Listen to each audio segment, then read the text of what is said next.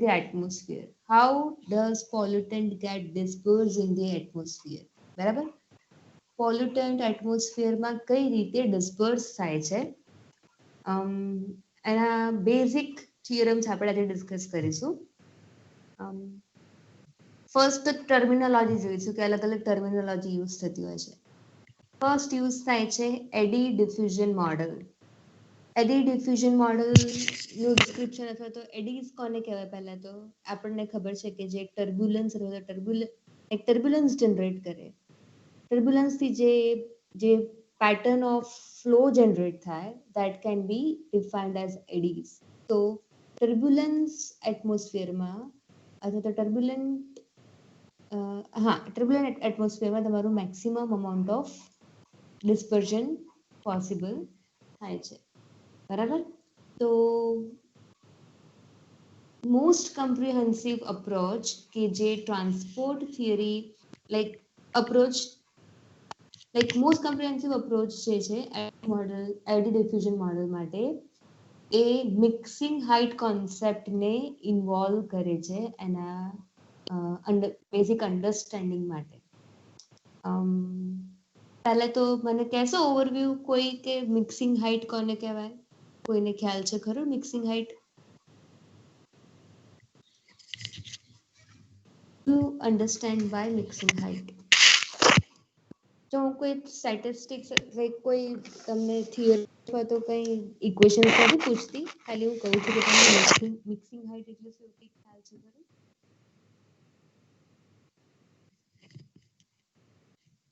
જો maximum gases mix થઈ જાય પ્રોબેબલી. મેક્સિમમ ગેસીસ મિક્સ થઈ જાય, ઓકે. બીજું કોઈ? પોલ્યુટન્ટ એટલે હા, પોલ્યુટન્ટ, હા સમજી.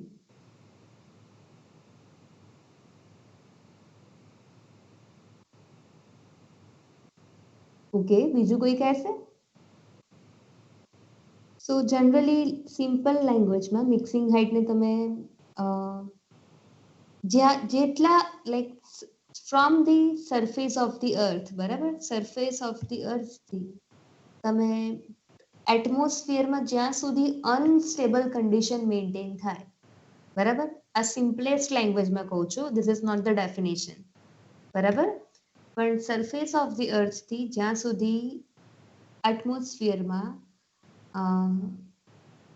અનસ્ટેબલ કન્ડિશન, મતલબ કે ટર્બ્યુલન્સ જનરેટ થાય અથવા તો કન્ટિન્યુઅસલી પોલ્યુટન્ટ એકબીજામાં મિક્સ થતા હોય, મૂવ થતા હોય in vertical direction or in horizontal direction, that amount of height can be defined as mixing height.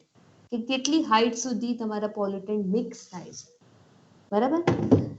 જ્યારે પણ મિક્સિંગ થતું હશે એવા ટાઈપના એટમોસ્ફિયરને તમે અનસ્ટેબલ એટમોસ્ફિયર તરીકે ડિફાઇન કરો છો. There are three terms which define the atmospheric conditions. First one is unstable, neutral and stable. Unstable, neutral and stable. બરાબર, તો આ ત્રણ કન્ડિશન્સથી તમારું એટમોસ્ફેરિક કન્ડિશન્સ ડિફાઇન થાય. How do you define the stable, unstable and neutral condition? તો તમે જે labs rate ભણ્યા છો, there is a environmental lapse rate and there is an actual lapse rate, બરાબર.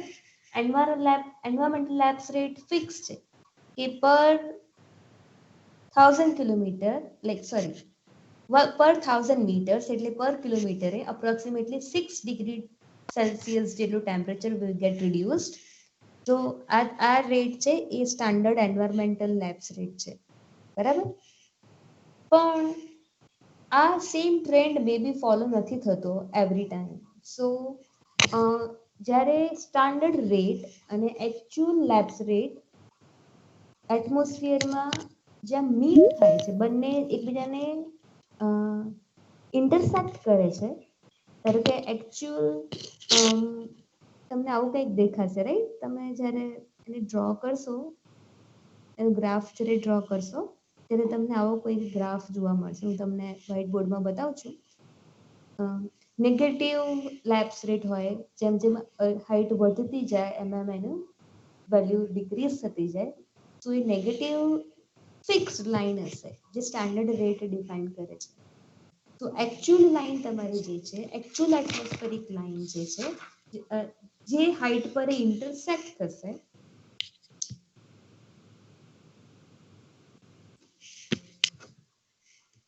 એક જ મિનિટ મને ફોન આવે છે.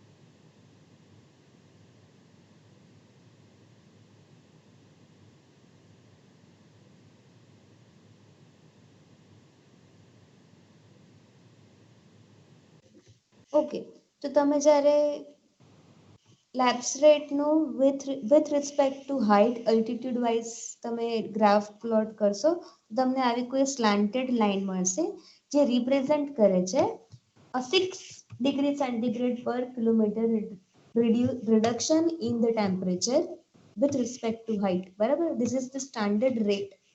આમાં કોઈ અલગ અલગ હાઇટ અહીંયા તમે ડિફાઇન કરી હશે, રાઈટ? અહીંયા અલગ અલગ અલ્ટિટ્યુડની હાઇટ તમે વાય એક્સિસ પર નોટ કરી હશે, બરાબર? ને તમે જ્યારે એકચ્યુઅલ લેપ્સ રેટ મેજર કરો છો તો it might be decreased or reduced in compared to the standard rate. બરાબર, તો એની ત્રણ કન્ડિશન્સ છે. કઈ ટાઈપની ત્રણ કન્ડિશન્સ છે? જ્યારે મેં તમને જે આ જે અત્યારે જે ફિગર ડ્રો કરી છે, if it is exactly parallel but in reducing amount, you can define the atmosphere as a neutral atmosphere. તમને ડેપ્થમાં મેડમ કદાચ ડિસ્કસ કરશે, પણ અત્યારે જે મારે તમને જે સમજાવવાનું છે ને એના માટે આ ત્રણ ટર્મિનોલોજી તમને એનો બેઝિક ખ્યાલ હોવો જરૂરી હોય છે, એટલા માટે હું તમને સમજાવું છું.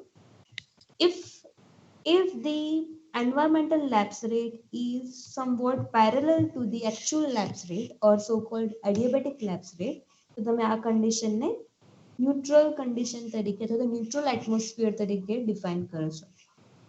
ન્યુટ્રલ કન્ડિશનનો મતલબ એવો થાય કે there is no turbulence in the atmosphere.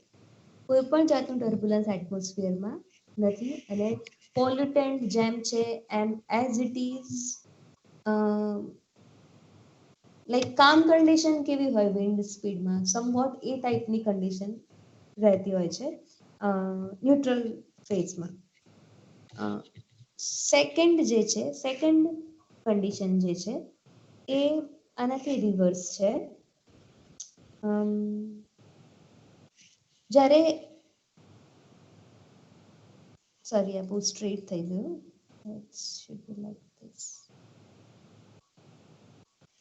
જ્યારે એકચ્યુઅલ રેફરન્સ લાઈન કરતા તમે મેજર્ડ જે કરો છો એ લેપ્સ રેટ ઇન્ક્રીઝ થઈ જાય, બરાબર, ત્યારે અનસ્ટેબલ કન્ડિશન જનરેટ થાય.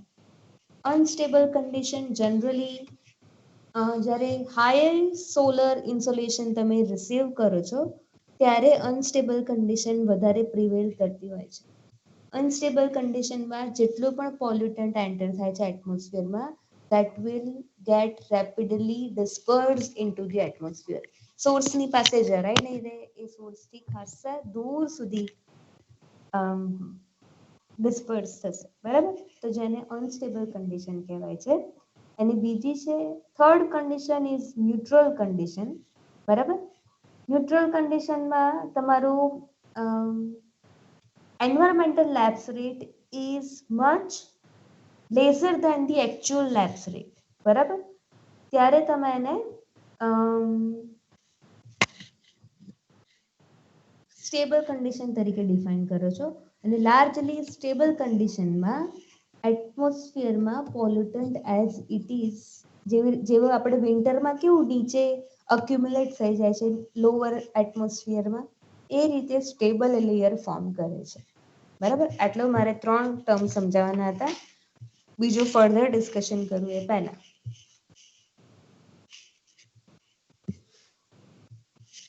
સો હા, જો એડી ડિફ્યુઝન મોડેલ જે છે એ બેઝિકલી મિક્સિંગ લેન્થ કોન્સેપ્ટ ઉપર વર્ક કરે છે. અને મિક્સિંગ હાઇટ અથવા તો mixing length is dependent on the solar insolation. કેટલું સ્ટ્રોંગ સોલર ઇન્સોલેશન છે, કેટલું સ્ટ્રોંગ સોલર ઇન્સોલેશન હશે એટલું વધારે મિક્સિંગ લેન્થ અથવા તો મિક્સિંગ હાઇટ મળશે. બરાબર છે.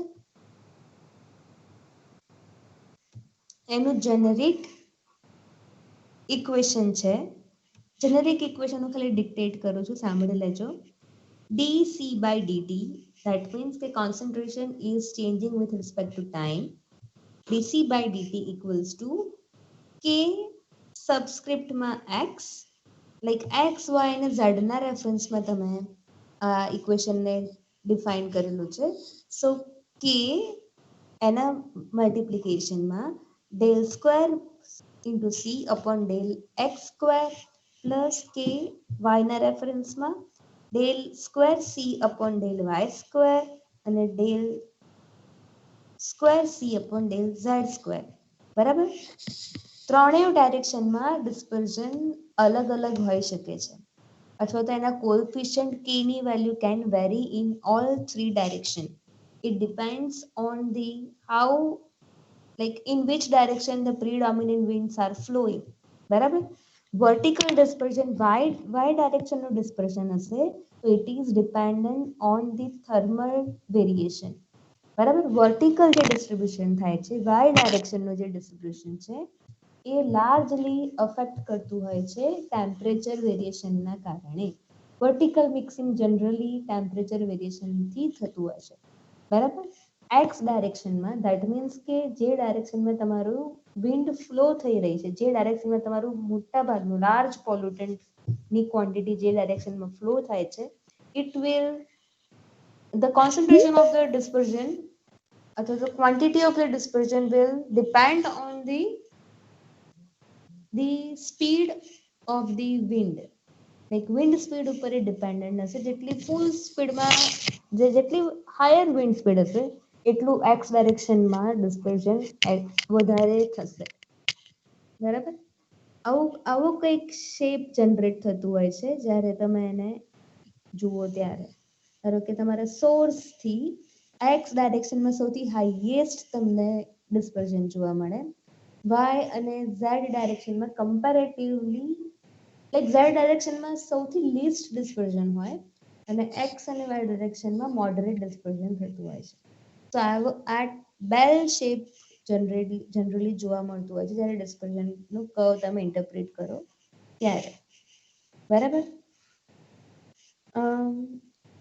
આ જે ઇક્વેશન મેં તમને કીધું એ ઇક્વેશનમાં જે લાઈક ધીસ, આ ઇક્વેશન જે છે એને ફિક્શિયન ડિફ્યુઝન ઇક્વેશન તરીકે ડિફાઇન કરવામાં આવે છે. અને there are assumptions to made. આ ઇક્વેશન્સ અથવા તો આ થિયરી કયા માટેના કયા બેઝિક અઝમ્પશન્સ આપણે અઝ્યુમ કરીએ છીએ. તો first is concentration of the pollutant, and like first જે છે કે પોઈન્ટ સોર્સમાંથી કન્ટિન્યુઅસલી પોલ્યુટન્ટ ડિસ્પર્સ થઈ રહ્યું છે. આ ફર્સ્ટ અઝમ્પશન છે કે તમારે ચીમનીમાંથી કન્ટિન્યુઅસ પોલ્યુટન્ટ ડિસ્પર્સ થઈ રહ્યું છે. આ ફર્સ્ટ અઝમ્પશન છે. સેકન્ડ અઝમ્પશન છે કે the process is steady state. Steady સ્ટેટનો મતલબ એવો થાય કે with respect to time there is no change in concentration. એટલે suppose x t equals to 0 ટાઈમે જો પાર્ટિક્યુલેટ મેટરની value 110 microgram per metre cube હતી, એકચ્યુઅલમાં એ વેરી થશે. લાઈક કલાક પછી કાં તો 80 થશે, લાઈક 60 થશે, 40 થશે, કાં તો ઇન્ક્રીઝ થશે, કાં તો ડિક્રીઝ થશે, વોટ એવર ઇટ ઇઝ. એ વેરિયેબલ હોય છે with respect to time actual કન્ડિશન્સમાં. પણ આપણે અઝ્યુમ કરીએ છીએ કે the process is steady state. That means કે જે ઇનિશિયલ કન્ડિશન આપણે લીધી છે, ઇનિશિયલ કન્ડિશન જે અઝ્યુમ કરી છે, જે એ વખતે જે કોન્સન્ટ્રેશન છે, સેમ કોન્સન્ટ્રેશન એન્ટાયર સિમ્યુલેશન અથવા entire time same amount of કોન્સન્ટ્રેશનથી પોલ્યુટન્ટ ડિસ્પર્સ થાય છે, લાઈક એમિટ થાય છે તમારા સોર્સમાંથી. થર્ડ જે છે એ major transport direction due to wind is chosen to lie along the x-axis. જેવું મેં તમને કીધું એવું કે તમારી પ્રીડોમિનન્ટ વિન્ડ ડાયરેક્શન ને તમે x તરીકે રેફરન્સ તરીકે લો છો. એક્સ એક્સિસને તમે પ્રીડોમિનન્ટ વિન્ડની જે ડાયરેક્શન હશે એને તમે એક્સ એક્સિસથી ડિફાઇન કરો છો, તો ચૂઝ કરો છો, બરાબર. એ મેજર ડાયરેક્શન ગણશે ટ્રાન્સપોર્ટેશનની.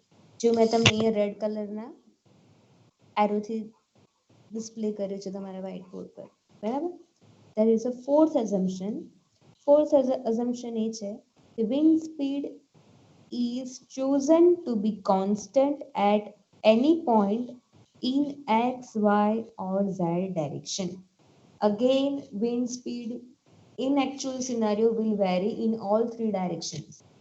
આપણે એવું અઝ્યુમ કરીએ છીએ કે એક્સ, વાય અને ઝેડ ડાયરેક્શનમાં વિન્ડ સ્પીડ કન્ટિન્યુઅસલી સેમ છે, બરાબર. આ ફોર્થ અઝમ્પશન છે. ફિફ્થ અઝમ્પશન એ છે કે transport of pollutant due to wind in x direction is dominant over the downwind diffusion. આનો મતલબ એવો થાય કે પોલ્યુટન્ટનું જે ટ્રાન્સપોર્ટેશન છે કોઝ ઓફ વિન્ડ, જે એક્સ ડાયરેક્શનમાં જે પોલ્યુટન્ટ થાય છે, ધોઝ આર ડોમિનન્ટ. જે ડાઉનવિન્ડ ડિફ્યુઝન મતલબ કે ડાઉનવિન્ડ એટલા માટે કહેવામાં આવે છે કે સોર્સ કરતાં ડાઉનસ્ટ્રીમ સાઈડમાં છે, અને ડિફ્યુઝન મતલબ કે એ કોન્સન્ટ્રેશનના ડિફરન્સથી જે ડિસ્પર્ઝન ઇન્ક્રીઝ થાય છે એ સૌથી હાઈએસ્ટ કન્સિડર કરવામાં આવે છે એક્સ એક્સિસ પર, અથવા તો તમે જે અઝ્યુમ કર્યો છે જે પ્રીડોમિનન્ટ વિન્ડ ડાયરેક્શન છે એ ડાયરેક્શનમાં. આપણે અહીંયા એક્સ એક્સિસને અઝ્યુમ કર્યું છે, બરાબર. તો એક્સ એક્સિસમાં સૌથી હાઈએસ્ટ તમને ડાઉનવિન્ડ ડિફ્યુઝન જોવા મળશે, બરાબર. So these are the 5 assumptions we take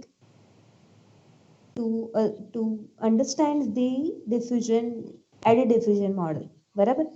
આ સેમ અઝમ્પશન્સને આપણે યુઝ કરીને ગૌસિયન ડિસ્પર્ઝન થિયરી, જે બેઝિકલી એર મોડ સોફ્ટવેરમાં યુઝ થાય છે, લાઈક એમાં વધારે મચ મોર કોમ્પ્લેક્સ રીતે છે. Air mode is still higher version of software, પણ એની બેસિસ જે થિયરી છે એ આ જ થિયરી છે, બરાબર. આ જ ઇક્વેશન છે, પણ મે બી એમાં higher order of equations use થતા હોય જેનાથી વધારે એક્યુરેટ સોફ્ટવેર બની શકે. ખ્યાલ પડી ગયો? તો બેઝિક આ જ વસ્તુ છે જે ડિસ્પર્ઝન મોડલમાં, અથવા તો આપણે જે EIA સબ્જેક્ટમાં જે તમે ઇન્ડસ્ટ્રીઝના પોલ્યુટન્ટ ડિસ્પર્ઝન જે કન્સલ્ટન્ટ રન કરે છે, જે આપણી કન્સલ્ટન્સી વાળા જે EIA કન્સલ્ટન્ટ હોય છે જે રન કરતા હોય છે, એ આ સોફ્ટવેર પર જ કરતા હોય છે, ને એનું જ આ બેઝિસ છે, બરાબર. હવે એવું કઈ રીતે ખબર પડે કે જો પહેલા તો એક વસ્તુ સમજો કે સ્ટેકમાંથી ગેસિયસ અને પાર્ટિક્યુલેટ મેટર બે એમિટ થશે, પણ બંને એટમોસ્ફિયરમાં બિહેવ અલગ અલગ કરશે. કેમ કે બંનેના ડેન્સિટી, માસ, કેરેક્ટરિસ્ટિક, કેમિકલ કમ્પોઝિશન બધું જ ડિફરન્ટ છે. એટલે પાર્ટિક્યુલેટ મેટરનું ડિસ્પર્ઝન અલગ રીતે બિહેવ કરશે, ગેસિયસનું અલગ રીતે બિહેવ કરશે. ધારો કે જે પાર્ટિકલની size smaller than the 20 micrometer હોય છે, એટલા જ સાઇઝના પાર્ટિકલ્સને તમે ટાર્ગેટ કરી શકો છો for proper dispersion. Greater than 20 માઇક્રોમીટરના પાર્ટિકલ્સ એટમોસ્ફિયરમાં લાર્જ ડિસ્પર્ઝન નથી કરી શકતા. Like they get dispersed, but they settle on the earth quickly. બરાબર, એ બહુ જલ્દી અથવા તો રેપિડલી સેટલ થઈ જાય છે જમીન ઉપર. તો ફર્સ્ટ એ વસ્તુ ધ્યાનમાં રાખવાની છે કે large particle can't be treated the same way the smaller particle are treating in the dispersion model. બરાબર, એ સ્મોલર પાર્ટિકલ માટેનું રેન્જ શું છે, ક્રાઇટેરિયા શું છે? The particles should be lesser than the 20 micrometer size. બરાબર, smaller than the 20 micrometer diameter. then તમે એને સ્મોલર પાર્ટિકલ તરીકે ડિફાઇન કરી શકો છો.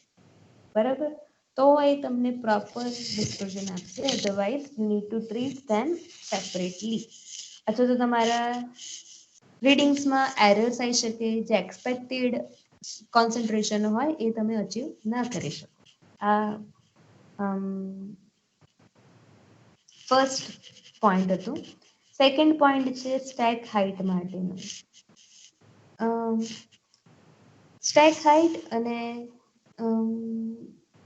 જે એક્ઝેક્ટ વેલોસિટી હોય છે, જે વેલોસિટીથી તમારા સ્ટેકમાંથી પોલ્યુટન્ટ એમિટ થશે, એ તમે કઈ રીતે નક્કી કરશો?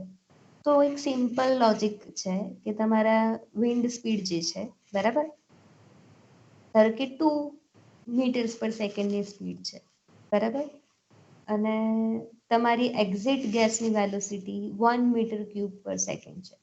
તો વિન્ડનો ફોર્સ જ એટલો બધો હશે કે તમારી સ્ટેકમાંથી ગેસીસ બહાર જ નહીં આવી શકે, અથવા તો એ જે બેરિયર, જે વિન્ડનું ફ્રિક્શન જે જનરેટ થાય છે એને બ્રેક જ નહીં કરી શકે. બરાબર, so there is a thumb rule to define or derive the exit gas velocity.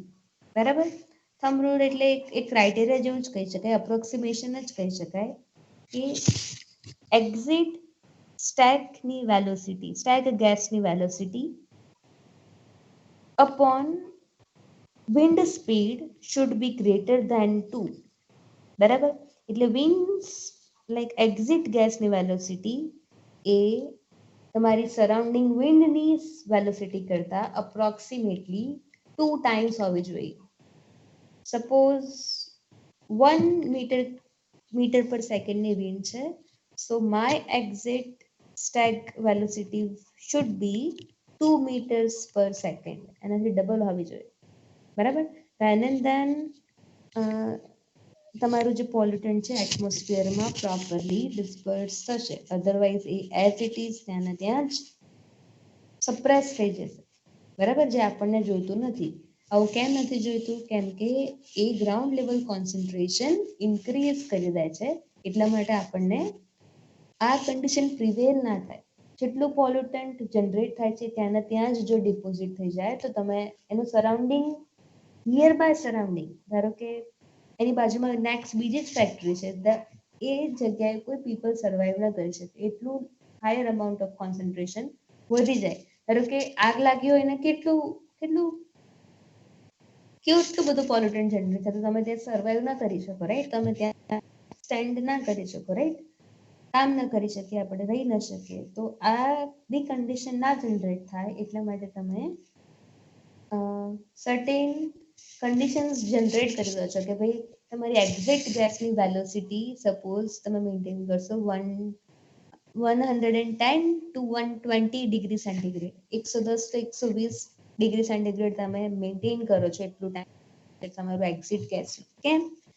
આપણને ખબર છે કે સરાઉન્ડિંગ એટમોસ્ફિયર કરતા જેટલું લાઈક આપણું જે ગેસ છે એ જેટલું વોર્મ હશે, જેટલું ટેમ્પરેચર ડિફરન્સ વધારે હશે, બરાબર, એટલું વધારે એનું વાય ડાયરેક્શનમાં, વર્ટિકલ ડાયરેક્શનમાં એનું ડિસ્પર્ઝન કેવું થશે? વધારે થશે, લાઈક એ ઇન્ક્રીઝ થઈ જશે. બરાબર, આપણો પર્પઝ શું છે? Maximum dispersion in the atmosphere so that we receive the least amount of ground level concentration. બરાબર, આપણું મેઇન પર્પઝ છે. એટલા માટે આપણે શું કરીએ છીએ? ફર્સ્ટ એ રીતે એને કંટ્રોલ અથવા તો મેનેજ કરીએ છીએ કે આપણે સ્ટેકની ગેસનું ટેમ્પરેચર સર્ટેન લેવલ સુધી મેન્ટેન કરીએ છીએ. ભાઈ 120 ટુ 110 ની ક્રાઇટેરિયા જેવું રાખે છે કે જેનાથી શું થશે, તમારું સરાઉન્ડિંગ એમ્બિયન્ટ ટેમ્પરેચરનું અને સ્ટેક ગેસનું ટેમ્પરેચર ડિફરન્સ વધી જશે. So it will get vertically dispersed properly. બરાબર. બીજું શું કરીએ છીએ કે જે એક્ઝિટ વેલોસિટી છે એને મેન્ટેન કરીએ છીએ. સો જે ડાઉનવોશ થાય છે તમારું પ્લુમનું જે એક્સ ડાયરેક્શનમાં જે પ્રીડોમિનન્ટ વિન્ડ ડાયરેક્શન છે એ ડાયરેક્શનમાં જે ડાઉનવોશિંગ થાય છે એ પ્રોપર થાય અથવા તે મેક્સિમમ રેન્જમાં થાય. બરાબર. તો આ કન્ડિશન્સ આપણે મેન્ટેન કરીએ છીએ ક્યારે, જ્યારે એક્ઝિટ ગેસ જ્યારે સ્ટેકમાંથી નીકળતું હોય છે ત્યારે. બરાબર. હા. બીજું પણ એક રીઝન છે કે જો તમે બહુ ઓછું ટેમ્પરેચર મેન્ટેન કરો તો many of the time it might અકર કે તમારા ગેસનો ડ્યુ પોઈન્ટ ટેમ્પરેચર જો નજીક આવી જાય અથવા તો ડ્યુ પોઈન્ટ અચીવ કરી લે તો સ્ટેકમાં જ તમારા ગેસીસ લિક્વિડ ડ્રોપલેટમાં કન્વર્ટ થઈ જાય અને ત્યાં જ સ્ટીક અથવા તો ડિપોઝિટ થઈ જશે. Largely the gases are in acidic form, any characteristic acidic હોય છે. તો જે કિલન જે હોય અથવા તો જે ચીમની જે હોય it will get corroded so much rapidly. બરાબર. એ રેપિડલી કોરોડ થઈ જતી હોય છે. એટલા માટે પણ ટેમ્પરેચર તમારે હાયર મેન્ટેન કરવું જોઈએ. થર્ડ પોઈન્ટ છે કે જેટલું જેમ જેમ તમે ટેમ્પરેચર રિડ્યુસ કરતા જશો the density of the gases or the plume will increase. A heavy બનતું જશે. It won't help to disperse. બરાબર. અને ડિસ્પર્સ કરવામાં હેલ્પ નહીં કરે. સો એટલા માટે ક્રાઇટેરિયા છે કે આપણે અપ્રોક્સિમેટલી 110 ટુ 120 ડિગ્રી સેન્ટીગ્રેડ જેટલું ટેમ્પરેચર મેન્ટેન કરીએ છીએ. બરાબર. there are other criterias કે જે ડિસ્પર્ઝનને અફેક્ટ કરે, જેવી રીતે સરફેસ રફનેસ છે, સોલર ઇન્સોલેશન છે, વિન્ડ સ્પીડ, વિન્ડ ડાયરેક્શન છે, એટમોસ્ફેરિક કન્ડિશન. બરાબર. જે મેં તમને કીધી સ્ટેબલ, ન્યુટ્રલ, અનસ્ટેબલ. બરાબર. આ અલગ અલગ એટમોસ્ફેરિક કન્ડિશન પણ ડિસ્પર્ઝન ઉપર અફેક્ટ કરતી હોય છે. ધારો કે બહુ સ્ટ્રોંગ સોલર ઇન્સોલેશન છે પણ ધેર ઇઝ નો વિન્ડ, કોઈ વિન્ડ નથી. બહુ બધા દિવસે આવું થતું હોય છે આપણે કે સોલર ઇન્સોલેશન બહુ જ હોય, લાઈક બહુ જ તડકો પડતો હોય પણ એ ડ્યુરેશનમાં જરાય વિન્ડ ના હોય. બરાબર. ત્યારે ડિસ્પર્ઝન અલગ હશે. મોર્નિંગ, નૂન અને ઇવનિંગ ત્રણેય લાઈક દિવસમાં પણ ત્રણેય ટાઈમ્સ પર ડિસ્પર્ઝન અલગ અલગ થશે. કેમ કે વિન્ડ સ્પીડ વેરી થશે, સોલર ઇન્સોલેશનનું કોન્સન્ટ્રેશન લાઈક સોલર ઇન્સોલેશનનું અમાઉન્ટ વેરી થશે.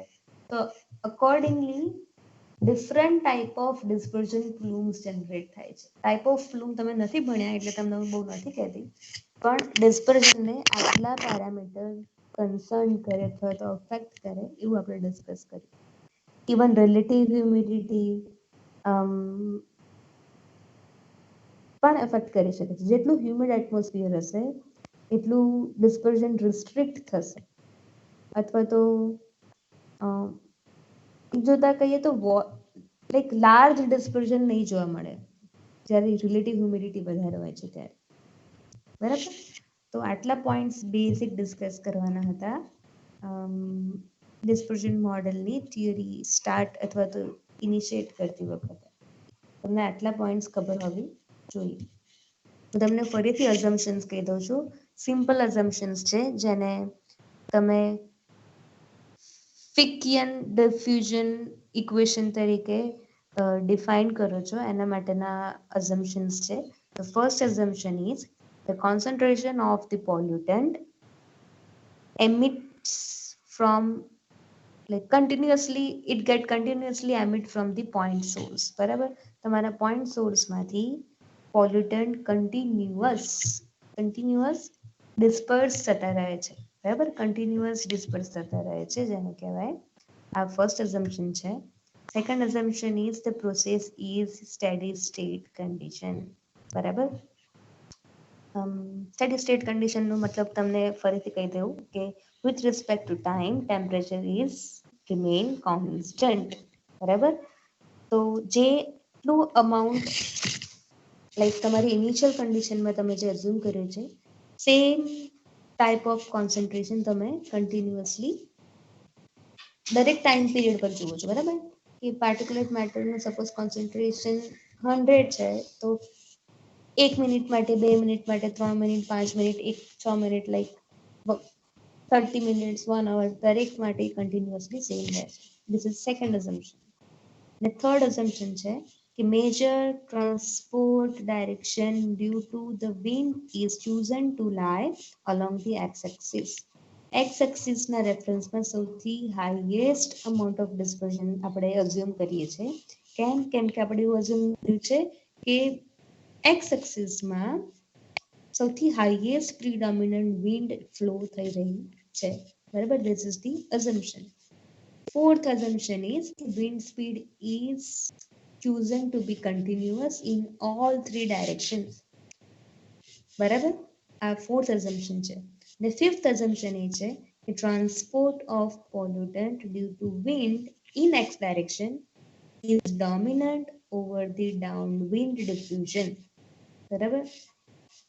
x ડાયરેક્શનમાં જે પોલ્યુટન્ટ ડિસ્પર્સ થાય છે, ડિફ્યુઝ થાય છે, લાઈક તમારા સોર્સથી નું કોન્સન્ટ્રેશન તમે જ્યાં મેજર કરો છો કોન્સન્ટ્રેશન, સપોઝ સોર્સથી તમારું મેજરમેન્ટનું ડિસ્ટન્સ સપોઝ 1 કિલોમીટર છે, સો there will be a huge diffusion, like huge difference in concentration કે જેનાથી ડાઉનવર્ડ ડિફ્યુઝન જનરેટ થાય અને એ આપણે એક્સ એક્સિસમાં કન્સિડર કરીએ છીએ, ડોમિનન્ટ છે એવું આપણે અઝ્યુમ કર્યું છે. આ જેટલા પણ અઝમ્પશન્સ આપણે કન્સિડર કર્યા છે, there are models available કે જે actual વેરિયેબિલિટી કેલ્ક્યુલેટ કરે. ધારો કે આપણે અઝ્યુમ કર્યું કે વિન્ડ સ્પીડ ત્રણેય ડાયરેક્શનમાં ડિફરન્ટ છે, સોરી સેમ છે, બરાબર? એકચ્યુઅલ કન્ડિશનમાં તમે જુઓ છો તો ત્રણેય ડાયરેક્શનમાં ઇક્વલ નથી હોતી. So there are models which predict the different wind speed in all three directions. There are models available which won't consider the constant or continuous point source concentration. જે રીતે એકચ્યુઅલમાં જે રીતે વેરી થતું રહે છે તમારું કોન્સન્ટ્રેશન, એ રીતે એ પણ વેરિએશન ફોલો કરશે તમારું મોડલ. સો લાર્જલી પફ મોડલ જે હોય છે, મેં તમને પહેલા પણ ડિસ્કશનમાં કીધું હતું કે ગોસિયન પફ મોડલ જે હોય છે, those models predict the actual scenario. કે જેના અઝમ્પશન્સમાં જે આપણે જે રિજિડ અઝમ્પશન્સ બનાવ્યા છે ને કે વિન્ડ સ્પીડ વેરી ના થાય, કોન્સન્ટ્રેશન કોન્સ્ટન્ટ રહે, હાઈએસ્ટ કોન્સન્ટ્રેશન તમને આ જ ડાયરેક્શનમાં મળશે, તો આ જે પ્રી અઝમ્પશન્સ જે આ મોડલના છે એ તમને નિયર ટુ રિયલ સિનારીઓ કહેશે, પણ 100% એક્યુરેટ સિનારીઓ નહીં કહે. એ તમને 60, 70, મે બી 80% રિઝલ્ટ આપે, but it want give you the 100% result. તો 100% રિઝલ્ટ માટે તમે જે અઝમ્પશન્સ લીધા છે તમારે ઓવરરાઇડ કરવા પડે. તો એવા મોડલ્સ અવેલેબલ છે જે બેઝિકલી જેને પફ મોડલ્સ કહેવાય છે. અત્યારે આપણે જે ભણીશું ધીઝ આર પ્લુમ મોડલ, કે જેમાં આપણે ફિક્સ ફ્રેમથી પોલ્યુટન્ટને મેજર કરવાનું છે.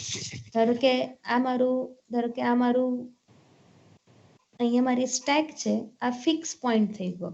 આ પોઈન્ટના રેફરન્સમાં જ હું મારું ગ્રાઉન્ડ લેવલ કોન્સન્ટ્રેશન મેજર કરીશ, બરાબર? પફ મોડલ શું કરે છે? t equals to 0 ટાઈમે મારું કોન્સન્ટ્રેશન અહીંયા સ્ટાર્ટ થયું, બરાબર? મેં એવું કીધું કે 5 મિનિટે મને ફર્સ્ટ રીડિંગ જોઈએ. સો 0 to 5 મિનિટ્સમાં 5 મિનિટનું રેફરન્સ એ 0 ટાઈમને લેશે. હવે મારે એવું કેવું છે કે મને 5 થી 10 મિનિટનું રીડિંગ જોઈએ છે. સો 10મી મિનિટ માટે તમારું 5મી મિનિટનું જે રીડિંગ છે એ રીડિંગ એના માટે બેઝ કેસ તરીકે એક્ટ કરશે. એટલે જેમ જેમ એટમોસ્ફિયરમાં પોલ્યુશન ડાયલ્યુટ થતું જાય છે એને એના કેલ્ક્યુલેશનમાં ઇન્કોર્પોરેટ કરતું જાય છે. ખબર પડી? સપોઝ અહીંયા 100 કોન્સન્ટ્રેશન હતું, 5 મિનિટ રહીને અહીંયા સપોઝ અહીંયા 50 મળ્યું, તો તમારા પ્લુમ મોડલમાં શું કરે છે, એ 10 મીટર માટે બી 100 કોન્સન્ટ્રેશન અઝ્યુમ કરશે, ભલે એ 50 થઈ ગયું હોય, બરાબર? અહીંયા એના કેલ્ક્યુલેશન માટે બી પ્લુમ મોડલ 100 જ કેલ્ક્યુલેટ કરે છે. પફ મોડલ શું કરશે, જેમ જેમ ડિસ્પર્ઝન થતું જાય છે એટમોસ્ફિયરમાં એમ ડાયલ્યુશન થતું જશે કોન્સન્ટ્રેશનનું, એટલે એ રિડ્યુસ થતું જશે. તો રેફરન્સ પોઈન્ટ ચેન્જ થતું જશે દરેક ગ્રીડ માટે. ધારો કે આ એક ફ્રેમ બની, બરાબર, પફ મોડલની આ એક ફ્રેમ બની, તો એ શું કરશે, એની પ્રીવિયસ ફ્રેમના રેફરન્સમાં it will calculate the wind again, it will calculate solar insolation again, it will calculate concentration again. તો આ much more accurate result આપશે, પણ these models are computationally too much expensive. આનો મતલબ એવો થાય કે એને રન થતા, એક રન કમ્પ્લીટ કરતા કમ્પેરેટિવલી વધારે ટાઈમ લાગે છે તમારા, અને એને હાયર રિક્વાયરમેન્ટ હાયર હોય છે સોફ્ટવેર લાઈક હાર્ડવેરની, કે જેને સપોર્ટ કરી શકે. એની રેમ વધારે હોય, જીબી સ્ટોરેજ ડેટા વધારે જોઈએ, હાયર પ્રોસેસર્સ જોઈએ. So these type of models are computationally exceptionally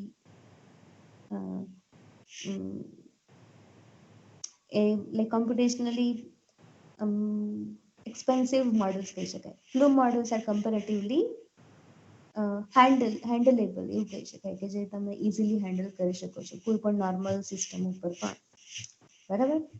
તો આટલામાં કોઈને કંઈ ડાઉટ હોય તો, કંઈ ના ખબર પડી હોય તો પહેલા પૂછો.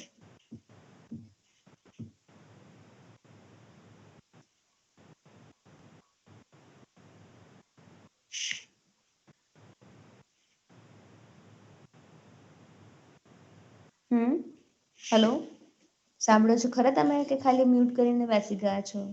Yes ma'am. મેમ સાંભળીએ. સાંભળો છો તો શું ખબર પડ્યું? ખબર પડે છે તમને? જો હું ખાલી આ ડિસ્કશન કરું છું, લાઈક હું એવું નથી કહેતી કે યસ મેમ, ખબર પડે. મેં તમને ખાલી અને ખાલી ઓવરવ્યુ આપ્યું છે, મેં એક પણ થિયરી નથી ચલાવી, બરાબર.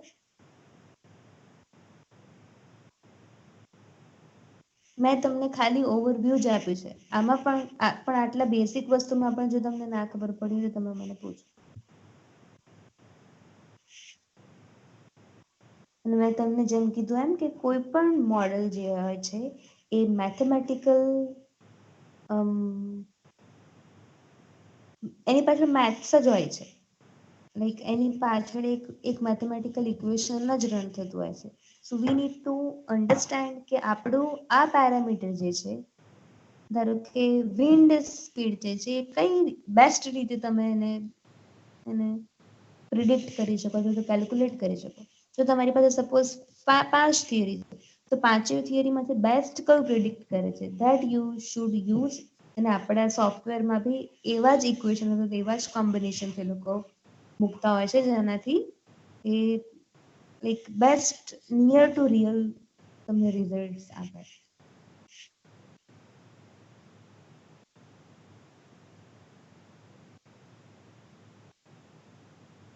કોઈને કંઈ કહેવું છે? હેલો,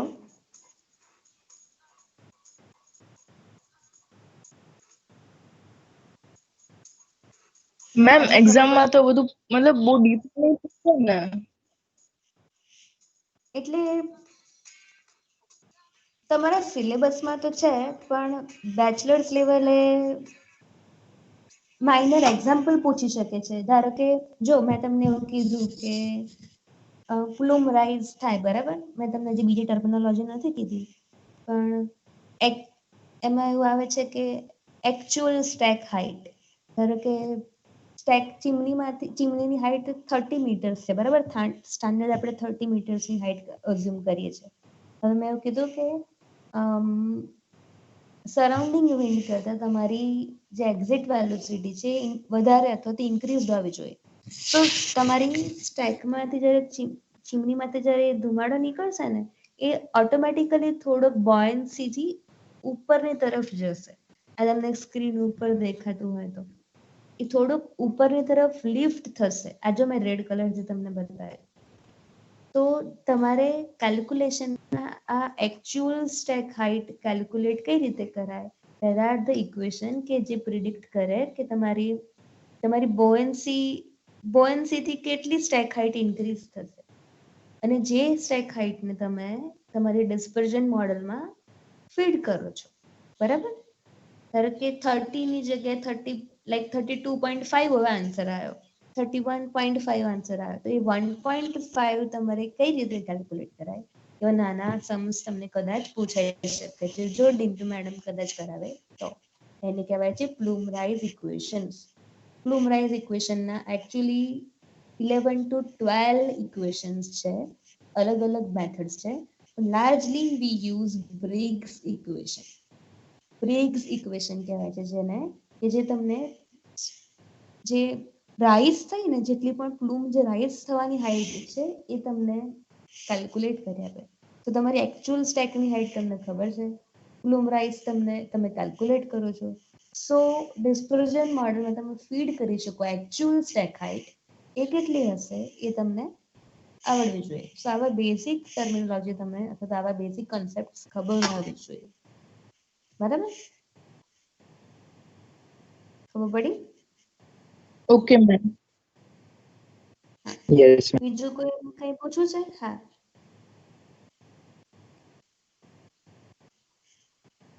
તમને ખબર પડે છે ને? સાવ એવું તો નથી થતું ને કે નથી જ ખબર પડતી, અથવા તો લાઈક સાવ બમ્પર ટુ બમ્પર છે એવું તો નથી ને? પડે છે ખબર મેમ. પડે છે ને ખબર? હા, સારું. તો અત્યારે હું મીટિંગ એન્ડ કરું છું. આપણે નેક્સ્ટ મેમ પેલું ઓર્ડર પોલ્યુશન તમે અપલોડ કરશે પછી જ કરવાનું ને? ઓર્ડર પોલ્યુશન નું અમે ટ્યુટોરિયલ. લખી તો દો, પછી ઓર્ડર ની લિંક અમે જનરેટ કરી દઈશું. ઓકે. ઓકે, હા, સારું, ચલો. મેમ, હા, મેમ ફોટોકેમિકલ રિએક્શન માટે મેમ ક્યાંથી રિફર કરીએ? તમારી વર્ક એન્ડ વોર્નર બુક છે ને? હા work ma'am. And Warner book નથી તમારી પાસે? ના મેમ, એ બુક નથી. હવે મારી પાસે સોફ્ટ કોપી તો નથી એની, હાર્ડ કોપી જ છે. પણ એમાં મેં તમને જેટલા ઇક્વેશન્સ અને થિયરી ભણાઈ ને, મેં એમાંથી જ ભણાઈ છે. તમે એ જ રિફર કરી શકો છો. Okay ma'am. કોઈ હોય તો તમારે ઝેરોક્સ કરાવી હોય તો લઈ જજો, બરાબર. હા મેમ. હા, સારું. તો અત્યારે મીટિંગ એન્ડ કરું છું, બરાબર.